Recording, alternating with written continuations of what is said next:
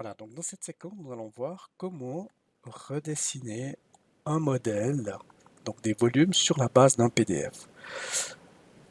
Nous avons vu l'explication du PDF quant aux différents niveaux de précision des points qui ont été chargés. On conseille l'hybride quand on a vraiment, enfin, si on ne veut pas avoir trop de points. Sinon, on aura une conversion classique du PDF dans des points que l'on peut utiliser pour la reconstruction. Donc en ayant choisi l'import hybride et réglé la distance entre les points, eh bien ça nous donne quelque chose d'un peu plus léger pour la reconstruction.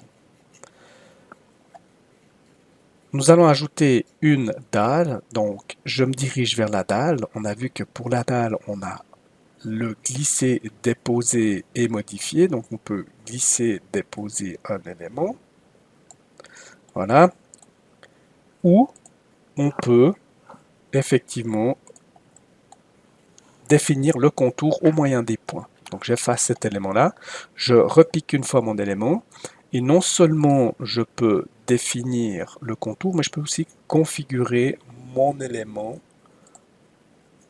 avant de le dessiner. Donc la couleur, ici je dis que c'est un élément de dalle, et la hauteur de ma dalle, et maintenant je peux donc dessiner le contour tel que j'aimerais le faire.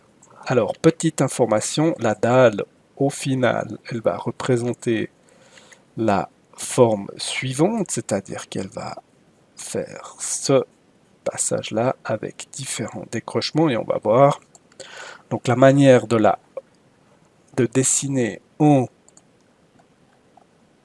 copiant ou en reprenant les points tels quels du contour et après on va voir une manière de travailler avec de rectangles et de les souder.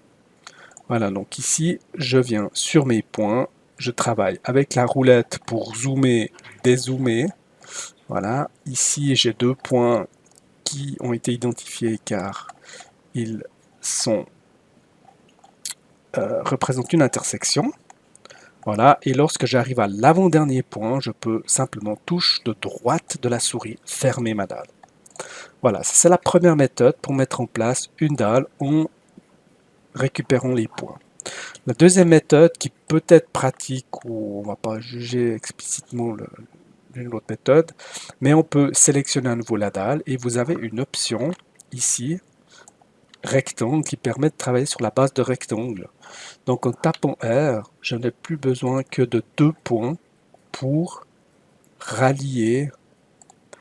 Alors on va peut-être le refaire, donc R pour rectangle et en deux points, j'ai une dalle rectangulaire. Cela me permet ainsi, donc si je repasse une fois, R, cela me permet, peut-être avec moins de clics, de reconstituer une dalle au moyen de rectangle. Et si je veux n'avoir plus qu'une seule dalle à la fin, il me suffira de sélectionner en premier la dalle de référence par rapport aux couleurs ou différents attributs, avec le Shift ou touche de droite de la souris pour activer en plus l'autre et garder l'information de quelle dalle va être la chef pour les attributs. Je soude et maintenant les propriétés de la première dalle ont été transmises à la deuxième dalle et j'obtiens ici un élément en composant unique pour cette dalle-là.